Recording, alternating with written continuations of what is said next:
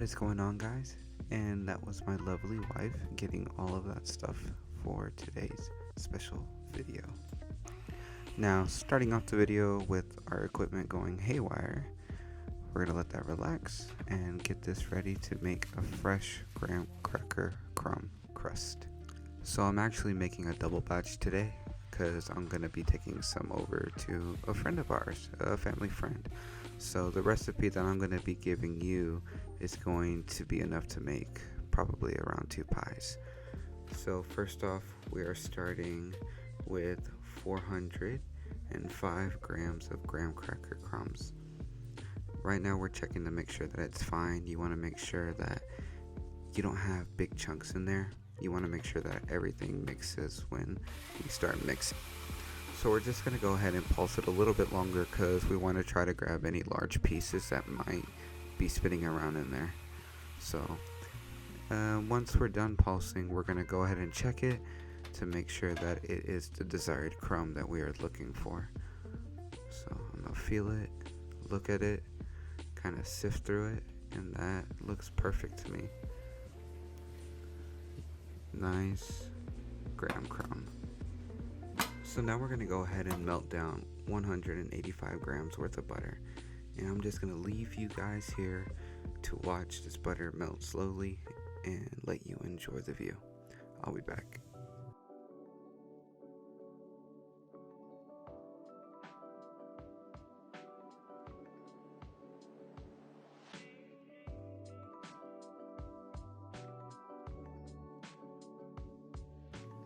And we are back. So remember, guys, I'm making a double batch for myself, but you guys are making enough to make 2 pies. So you guys will be using 157 grams of granulated sugar. It's so funny when people start to argue with me when I'm like using measurements in grams because it's too precise for them. But it's not that it's me being precise, it's me wanting to stay consistent. If I ever want to own a restaurant one day, I need to stay consistent. Also, I want to say when the butter hits the sugar and the graham cracker crumbs, the aromas that come from it are absolutely amazing. I would have to say that is definitely a perk for me. So now we are going to add 185 grams of melted butter. Now you know those smells that I was telling you about earlier? They're coming up now, and it's just as amazing as I remembered it from the last time. What are some future desserts that you would like to see me make? If there are any that you have to mind, please comment down below and just let me know. I'm totally interested in what you guys think, and I will definitely make whatever you guys ask. Now we're going to go ahead and try to mix up all of our sugar and break every large piece up.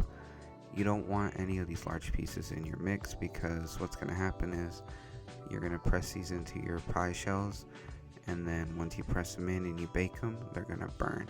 The sugar is going to burn on the pans and it's going to ruin your pie crust. So don't do it. Just watch out for those lumps and make sure you break all of them up.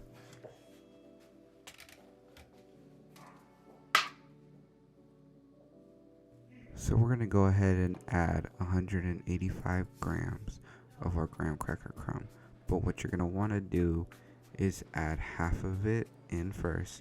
Go ahead and start pressing down your first layer, and then add the rest of it and then press it against the sides. Now, personally, I like to do it with my hands, but a cool trick that a restaurant that I work at taught me is to grab another pie pan and go ahead and throw it on top of the one that has your crumbs in it and press on top of it. There's no such thing as over pressing a pie shell. Just remember that. Now you're going to want to go ahead and preheat your oven to 350 degrees Fahrenheit and make sure that you have your fan blowing. That way the heat isn't stagnant and just still. When the heat is circulating around in your oven, everything tends to brown evenly, and that's what you want to go for. Now when you are attempting to take these out of the oven, please be very careful. They are extremely hot. You're going to want to place them aside and let them chill for at least 20 minutes. Now that the pie shells are done, we're going to go ahead and start making the custard. So what I have in the pot is 1/4 of a teaspoon of salt, 1/4 of a cup of granulated sugar, that is 250 grams, 3 cups of whole milk, and 40 grams of cornstarch. Now, depending on how you like your pies, you can either add 10 grams less to make it a little bit more silky, or 10 grams more to make it a little bit more gelatinous. It's going to be a little bit more firm, and it's going to be a lot easier to cut into. Now, second to the most important ingredient other than the cornstarch, we have eggs. We have 2 whole eggs and then 2 egg yolks. Now remember, you guys are seeing more because I'm making a double batch. So you guys are going to be adding in the recipe that I'm actually telling you over the microphone.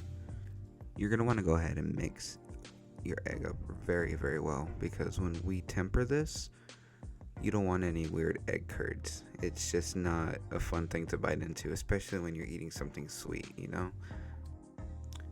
The only thing that was keeping me from making a banana cream pie was the stove. I have an induction stove and it takes forever to warm things up. So this took me close to probably like 25 minutes to warm up all the way through. And my arm was hurting. It was absolutely terrible. One thing that I will definitely invest in the future is in a gas stove. Now you're probably asking yourself why I was whisking it like a madman the entire time. And that's because you don't want it to scorch from the bottom. Once you start getting things to burn on the bottom of your pans when you're making stuff like custard, it tends to transfer the flavor of the burnt stuff to the entire batch, and it just ruins it. You don't want to do that. You want to be patient, warm it up slowly, and mix it the entire way. Now you're going to go ahead and get 1/2 cup of your milk mix, and go ahead and make sure it's super hot, and then you're going to mix it in your eggs and whisk it and whisk it and whisk it all the way through. It's going to get a little thick. You're going to notice that, and that's totally fine. So the process we just did is called tempering. We temper our eggs that way everything mixes up very well. If you were just to add in the eggs by themselves, they would scramble in the mix and not incorporate in. You don't want that. Remember, be patient. It's a process, all right? This is probably right about the time throughout the making of all of this where people tend to mess up because they're trying to rush it. They're trying to hurry up and they want to eat this pie, and they're rushing it. Don't rush it. Be patient. The reward at the end is definitely worth it.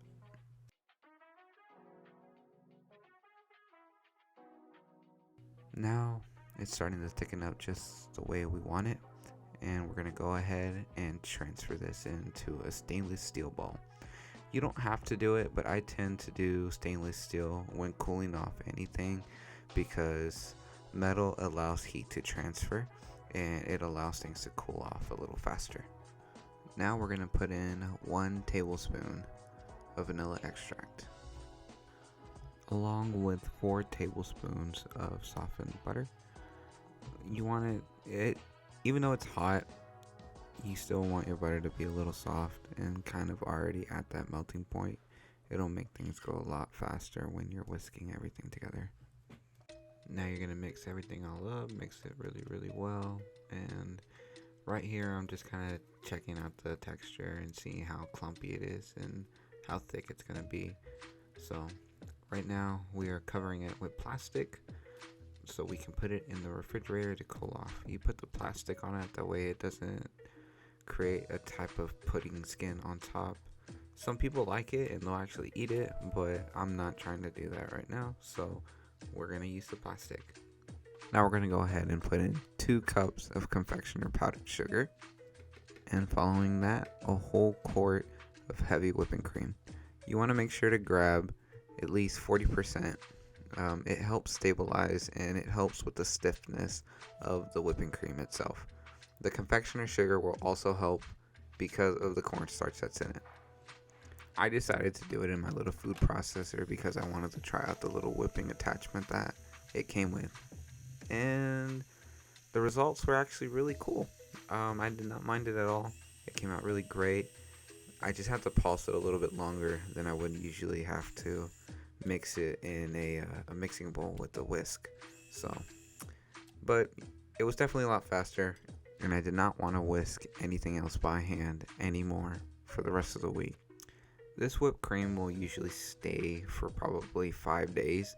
After that, it will start to collapse on you. Now we're bringing in the little baby bananas that we picked up from the grocery store earlier, thanks to my beautiful wife. And we're going to go ahead and peel them and then dice them all up for the pie. The best thing about this dessert is that anything that's left over, you can just eat it by itself. It's really fun to have. You can do different things with the custard. Even the bananas, you can cut up the bananas, put it in the custard, put a little bit of brown sugar on top of it, maybe some fruit, and call it a day. That's a good breakfast right there. Now we're going to go ahead and bring back that pie shell that we set aside earlier to cool off. And we're going to go ahead and start putting in the custard. Now when it comes to how much you want in it, that is totally up to you. I like my pies relatively thin, but some people like it a little bit thicker, and that's totally fine. So if you want a thicker pie, put more custard in it. And there's really not a specific way to lay the bananas down. Just make sure that they're flat and that you try to cover as much of the top surface as possible. It is a banana cream pie after all. Now we're going to get ready to go ahead and top it off with the whipped cream. I went ahead and put it in a piping bag with a star tip on it. I wasn't going to do anything fancy, just what I've been taught. I've probably only done this about 4 times, so there's that. But I'm going to say I did pretty good.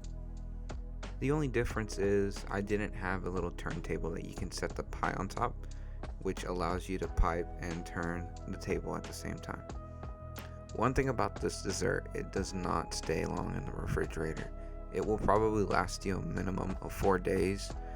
After that, you will start to see water seep out of it and result a soggy crust. But I think that is going to be the end of this video. Comment down below and tell me what you guys think, and if there are any other desserts that you would like to see made, please let me know. If you want to stay caught up with me throughout the week, I also have socials. I have an Instagram, a Twitter, and a TikTok, and a new app called Clapper. All of these links will be shown in the description. Following these social media accounts, you'll be able to see behind the scenes footage, and me and my wife just kind of goofing around and having a good time and pretty much just enjoying life. I also want to point out, if this is your first time, I don't only make desserts, I plan on making other meals. Right now there's my little intro video that I just put up, and the week before that I put up a video on how to make Mexican hot dogs. That's a fun one. You should definitely go check it out. Just look in the top right corner and the video will pop up. Speaking of my wife earlier, I think it's time to bring her in and get her opinion on the pie.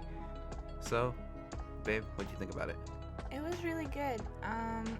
The custard was not gelatinous, which I appreciated. It was really smooth and creamy. Overall, very, very nice. Awesome. Thank you. Love you. Love you. And that will be the end of our video today. Thank you guys, and come back later.